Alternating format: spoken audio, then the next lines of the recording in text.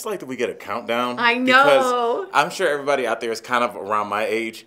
Back in the 80s, when they used to do videos like Phil Collins, there would always be, there was this period where there were videos that were made in the studio, but it was like a studio recording of the... You sound like you're 105. No, but then they would always count the person in, and they would always be on the headphones. And I'd be like, oh, one day I want to be counted in. You want to know something even little more Phil embarrassing? Collins, little studio. I like that. Something even more embarrassing. My parents got me headphones with a Britney Spears mic, and I would sometimes in my room be like, in 5, 4, 3, and then point to myself to start. There's something about being counted down. That's like with NASA. Yes. You get counted down music videos. Something like, I feel like the Oscars, I was being counted. My mom's like, what are you doing? I'm like, nothing. Yeah. I was like 17. Oh, man, I dropped my earring. Okay. Hi, guys. Welcome to Break Room. What a way to start that. Wednesday. It's a great way to start it. Yeah. Everyone is doing well. Karen, let us know what's going on. Karen Guest says, hello, DBL, here with a heavy heart. Karen's from Canada, and she's a longtime viewer. We want to know what's going on with you. Yeah. And I hope everything is doing well, and we want to know what's happening. Top story today. Flying today. Pack your patience. I didn't write that. Over 1,000 flights, guys, have been canceled as a huge winter storm is coming in. It slams half the country. So Leo is going to roll the misery map, which is well named. Yes. So Leo's going to bring up the misery map so we can get a look. More than 200 million people now are dealing with snow, ice, or rain. This really was like a Game of Thrones winter. Through Thursday, yeah. It was really Winter bad. came. Winter it did. came, yeah. So we want to know what the weather is like for you guys, and if you are stuck in that. And also, what do you do when you're stuck? Because, I think you curl up and read a good book. Well, you kind of, I mean, I wouldn't say that you were stuck because you were with your husband and your in-laws. But like, I love being stuck. When you were in Cape Cod, ugh. You know, you were there off season. So you're cold. like, everything's closed. Yeah. So what do you do if you're kind of just... That's the best kind. I read tons of books. I sit by the fire. I teach my dog new tricks. It's like I'm in like the 1880s. Yeah. And I know that's very attractive to all of you. Yes. Okay. It's a very good period for black people. We loved it. That's very true. I do want to talk to you, Karen, who said, of course, the Halifax fire tragedy here yesterday. Of course, that was in Canada. There was 7 children in one family lost. They were a Syrian family. And there was actually children from a Syrian refugee who escaped an incredibly difficult part of Syria. I think it's called Raqqa. I might be saying it incorrectly. But they came over here to live, and they were taken in by a Canadian family, and their house went up at 1 a.m. The father was taken very quickly, so he couldn't save the other children. Oh, my goodness. So they were born in Syria, but buried here, and it's like, nothing about the story is good. It's just all a tragedy. So I'm so sorry about that, and to start the morning that way. But we want to keep you updated. So, you know, these people's lives are hard enough, let alone this happening. So our thoughts and prayers go out to them. And we hope all refugees can find a place in which they can feel safe and I mean, happy. if we do pull one silver lining from this, it's just like, at least this family found a place. There was love for a little bit. This is what you're talking about when people are talking about denying refugees. Granted, do some people slip through? People slip through wherever, but mostly it's just people trying to get their families out of extreme circumstances. And I think all of us, especially those of us with kids or spouses, know that you can love somebody so much that you're willing to walk from Honduras to the Mexican border. Yeah, or you're willing to get your family true. from Syria, get your family from Cuba on a raft made of plastic cups. To go over there. There's So, a famous poem called Home in which he says, if you're taking your babies on a raft, whatever's in the water is safer than what's on the land. Yeah. And it's a very moving thing to think about, that you don't know what's in the water, but whatever it is better than what's on the other shore. We're just always sold this bill of goods like these crazy refugees are like, you know what we should do today? Let's get a car hood and go into the Atlantic Ocean. I have an idea. Is there a storm out there? I don't know. We don't know. So Al explained the shirt. We'll explain that in a second. Oh, I thought I got this. Does it say Wiggle? It does. I didn't know what this was until I did a random gig in Olean, New York for a minor league baseball team. I'm flying in and out of Erie, Pennsylvania. End up staying at the nicest Marriott in Erie, Pennsylvania. It was gorgeous. And I saw this bottle. This is tequila. Oh, it's a bottle. I didn't realize it until I saw it on the top shelf, and I was like, I have that shirt, and I was like, oh, I thought this was like some kind of scientific. I thought it was a floral company or something. Okay. Yeah, it's a. Yeah, I thought this was a periodic chart element. Oh yes. See, like NaCl, salt, Wiggle. Yes, but that wouldn't be together. Right. That's when they're combined. So, anywho, the condescension is so strong in this room. In other news, we do want to tell you about Nick Salmon. If we all remember Nick Salmon, you can remember the face of the little boy, not little boy, but a teenager with the MAGA hat on, looking at Nathan Phillips, the elderly Native American, and there was that smirk on his face, and people went nuts, and they were like, this is horrible, and it turns out, if you watch the video, there were other extenuating circumstances. I still think he was rude, but he certainly didn't break any laws. Well, we're going to roll this. The story went viral. 16-year-old Nick Salmon is suing the Washington Post, specifically the Washington Post, saying they rushed to smear him as a racist to advance the paper's anti-Trump bias. Now, this is not unusual. I thought this would happen, but the amount he's suing for is... It's also not unusual to be loved by anyone. I love that song. It's not unusual to be loved by anyone. Back to this. So it's $250 million. And guess what? Your friend Tori here, who you're going to think is, that's crazy. I think he deserves every cent of that money. I do. Explain yourself. I'm not saying you're wrong. I just want to hear you. Yeah, I think when you sue for damages and you sue, it should be in comparison to what happened to you. And this kid was plastered amongst everyone. What he did was horrible. The dude's an a-hole. We all agree with that. But what he did was the Washington Post framed it in a way in which I think there was reckless disregard for the truth, and that's part of defamation, in which this kid was getting death threats. This kid was like banishing him, people with blue check marks saying, I want to punch you in the face. There was the whole of America against this one kid who's 16, and he didn't really do what a lot of people think he did. He didn't march up and do this to that guy. It didn't happen that way. Mm-hmm. So I think $250 million, he might not get it. They're going to settle for maybe 100, but I do think he deserves a lot of retribution since we got, I think, or the Post got the story a little wrong. So a lot of people disagreeing with me already. Karen says $250 million, how much of a reputation does a 16-year-old kid have? Think about it. For the next whole 80 years of his life, he has that as the thing that when you look him up, that comes up. But so that's he'll a lot also of have time. $100 million. So no, she's saying that will balance but out. Is it worth the 250? Well, if Yes. it is, yes. Did he lose a job? Job potential? I think it's all about potential here. Everything this kid does from now on, this will be attached to his story. But and you that's can not fair. You can make the argument that this boosted him because he'll never work again. He'll never have to pay for a beer in a MAGA town. I mean, he is going to be there. He's their LeBron, like a 16-year-old, like a future MAGA person. He's like the young version of that. He's like they're going to follow his career, yeah. Well, he was put into a position, I think, by the media, and we were very careful to say alleged, and this is what it looked like, and to look, but some people... And that's why we always do that. It might seem like overkill. Even with Jussie Smollett, we said alleged, remember, Al? Constantly. Over and over and over again. So I know I sound crazy. I think he can turn it around with good education. I think his lawyer was smart to go for this big of a number, and I think he'll end up with somewhere close, and I think it'll be a confidential settlement. We'll never know.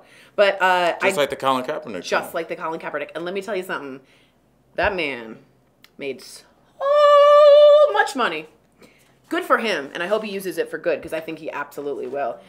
In other news, we want to get to the fifth host, and this is a really good one. This is actually kind of in comparison to that Nick Sandman. Remember was it a 11-year-old who refused to stand for the Pledge of Allegiance? This is, of course, in Florida. We talked about it before, but what we didn't talk about is the way everyone reported it. And a lot of people reported it as 11-year-old arrested for not standing for the Pledge of Allegiance. And that is just completely false, and we made sure to tell you that on our show. He was arrested for disrupting a school function and for resisting a police officer without violence. I looked at the charges. There's nothing about the Pledge of Allegiance. So do we rush to judgment about that? I want to know that. And also, do you think we have to stand for the Pledge of Allegiance? So we want to get your take on this. A lot of you writing in a lot. Someone saying, Jane on Facebook saying, absolutely not. With liberty and justice for all, until we have that, no one should be standing for the pledge. Mark says, honestly, it's up to the person to decide how much he or she believes in America. Some people are being left behind and might not feel the same patriotic duty. And just so you guys know, the Supreme Court has ruled on this because Jehovah's Witnesses didn't want to have to say under God. Remember, that's part of the Pledge of Allegiance. And they said that the state can't compel you to do that. That's part of the freedom of expression. So the Supreme Court has ruled, but we want to know what you think. Nicole says the teacher created all of that, not the student, will not support the arrest no matter how it's spun. Everyone needs to be fired, says Tony. Everything that happened outside the classroom is a result of the substitute teacher's action and ignorance. So, Al, what do you feel? I mean, I think this teacher handled it literally as poorly as you could. Substitute teacher who's no longer allowed to work in the district. Just so you know. And that tells you something. The fact that they didn't even just put them on suspension. This person's gone. I'll be forthcoming. I mean, schools have subs that they use pretty often because I taught at a pretty large middle school. I think there were 2,500 kids total. And so, every day there's a teacher or two that's gone for whatever reason. So you have kind of like in-house subs that just kind of sub for everybody. So you get to know the subs. The kids get to know the subs. And it seems like this was a sub that was not very well regarded. And that might be speculation, but the way that they handled this right after lets me further know that this person wasn't qualified to probably be in a classroom. I think you hit it on the head. And especially in a classroom full of 11-year-olds or fifth graders. That's just such a volatile time and such an impressionable time for kids. I mean, this kid was arrested and put into a squad car, I'm assuming. And brought to juvenile detention. And so, like, imagine what that does to your psyche for the rest of your life in terms of how you view school now, how you view people in positions of authority. You were already wary of them. You didn't question one of them, then didn't tell you to go back to Africa, and then they arrest you. So right, but let's make sure I paint the picture, just taking the other side.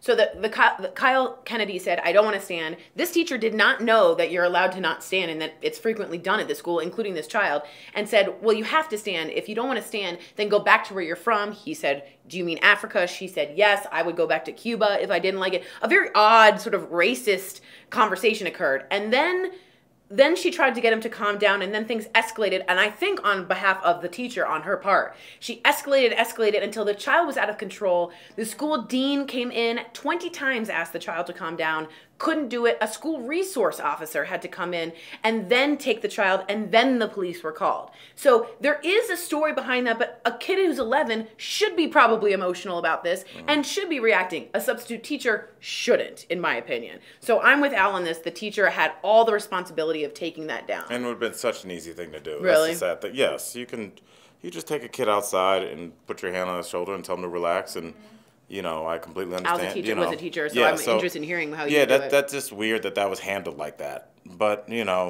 it's, again, it kind of goes to, everything comes down to money. And when you don't have the financial resources to entice the best candidates, you get people like this, people that aren't qualified to be in the classroom because subs get paid $90 a day. Right, that's it. And how many people want to sit in a classroom with 60 screaming kids, not 60, 6 period times 30, 180 kids for $90 when you could just go drive Lyft. That's right. Stephen Hill says they should be forced to stand. It shows respect to our country and flag/history. And then Doris Shoemaker, Doris always surprises me sometimes. She says, if the child is in my family, they stand. And I totally appreciate all this coming from that. Again, the Supreme Court has ruled that the child doesn't need to stand and that the parent can be included in that and say, we excuse the child. Florida has a statute that says the parent must write a letter saying my child will not be standing. So it's not up to a 10-year-old to say, I don't believe in the Pledge of Allegiance.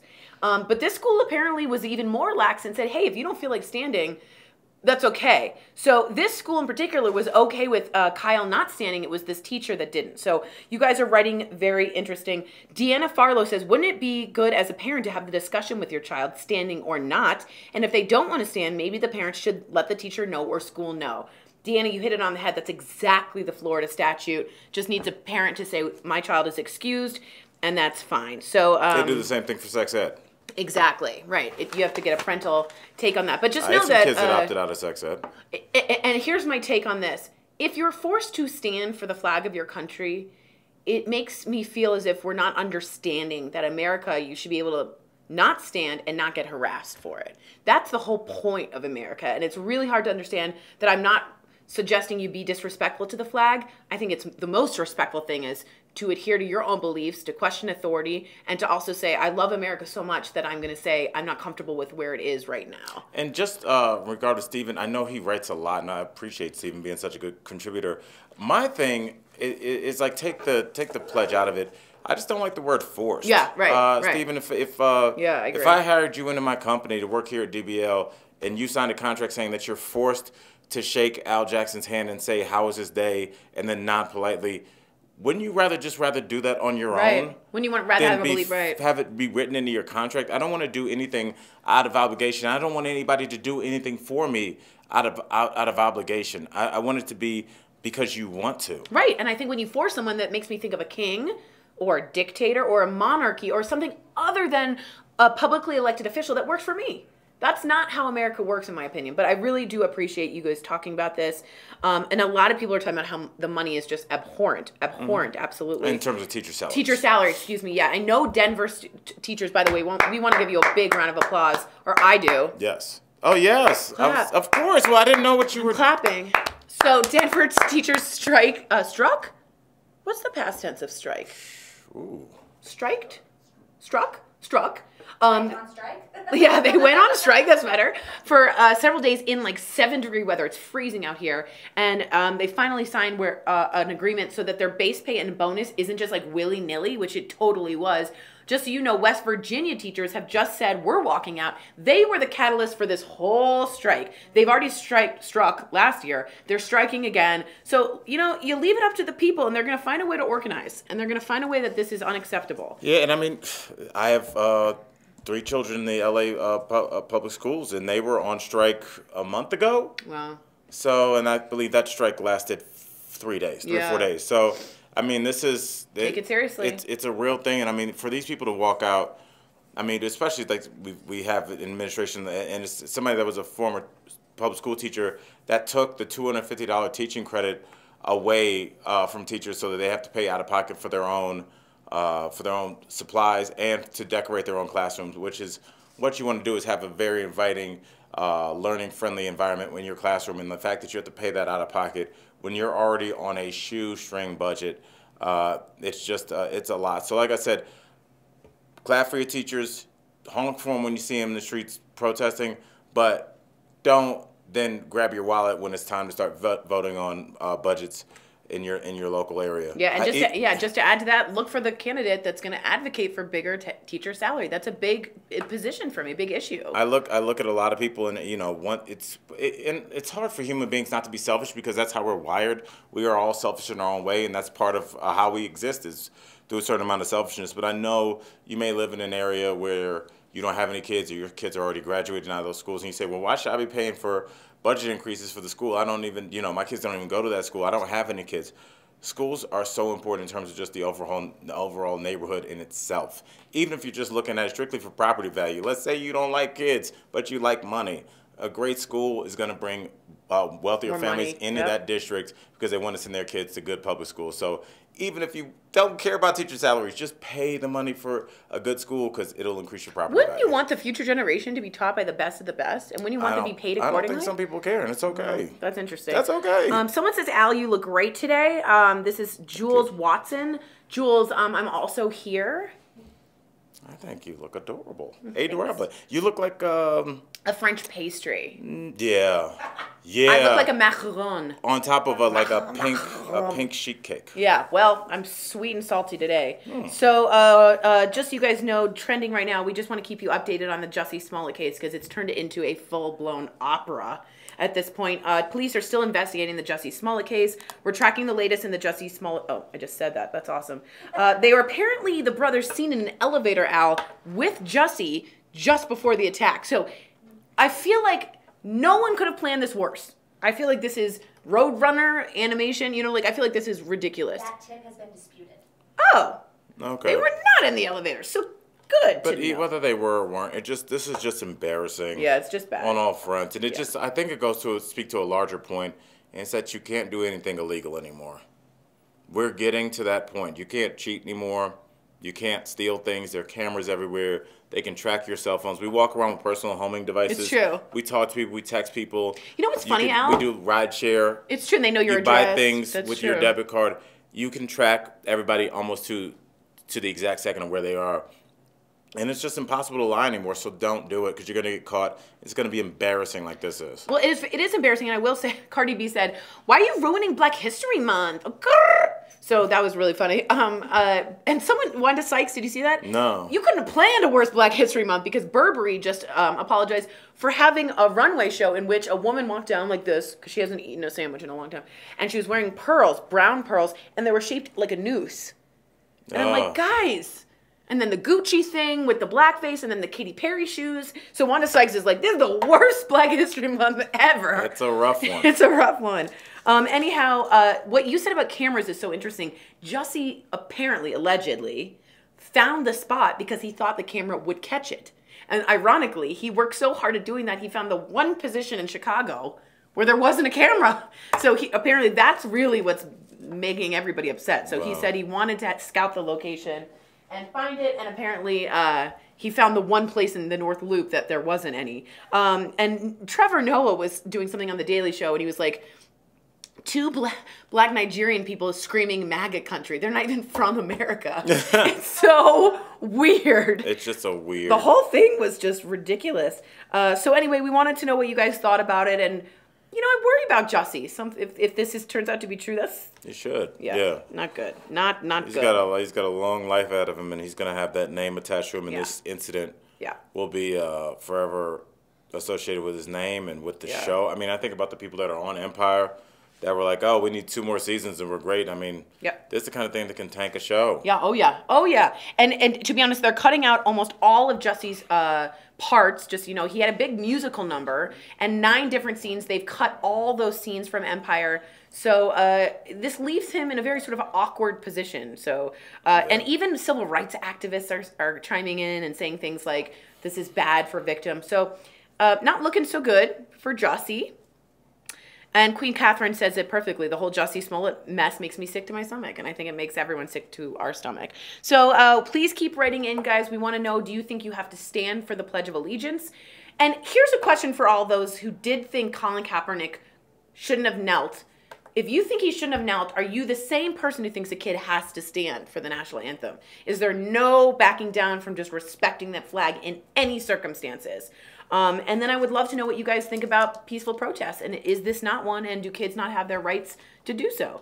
So yeah, that's when do kids gain their rights to peaceful protests? I assume Tinker v. Des Moines, my favorite court case of all time. Children do not lose their constitutional rights at the school gates. And you know why that came from? Children wearing black armbands to protest the Vietnam War. And they were taken all the way to the Supreme Court, and they said, why can't I have a peaceful protest? And the judge says, you do.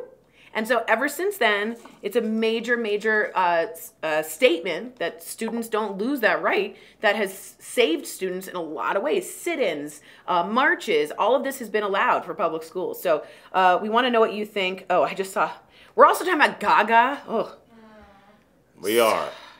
Breaking up with Christian Carino, who turns out to be her agent, so that got messy. Who got her the part in Star is Born, and then that Star is Born and ran away. Something about not doing something where you eat. Tell me more about that. Yes, Jules just wrote in for everybody, says, sorry, Tori, you look amazing. I think she looks I was just great. admiring your eyebrow shading. Thanks. I'm just openly vain, so I appreciate that. Karen Guest, just because you don't stand doesn't mean you don't respect the flag or love your country. I would even hypothesize you love your country so much that you're willing to say this isn't what the country is meant to be. No, look at that. And you do it like that. Just like that. What if Look at this weird tanning that happened. I was watching that. It's bad. Do you guys see it? This is cultural appropriation. No, because I honestly thought Brian the other day, our director, had to white balance. He's like, just give me your inner arm. Oh! You want that knife out of my back? I'm just so pale. It's not a good Nicole Kidman pale, where it's like porcelain. It's like, ooh. Tuberculosis? No, as somebody that would never go to a tanning, why self-tanner over a tanning bed?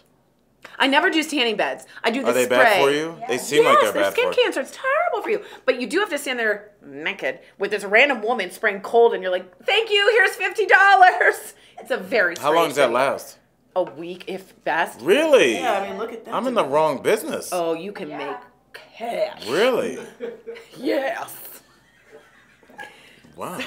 Tori, if you rub some lemon juice, it should blend in. I heard baking soda as well. And right before we go, just real quick, my refrigerator smells like like chemically cocaine stuff. Is that the baking soda? That's baking soda. Okay, well, we will talk about that more. If we have any help, I need that because it smells disgusting. So let us know what you guys think. We can't wait to hear your thoughts. It's going to be a great day. Yeah, it is. Started like that. Bye, y'all.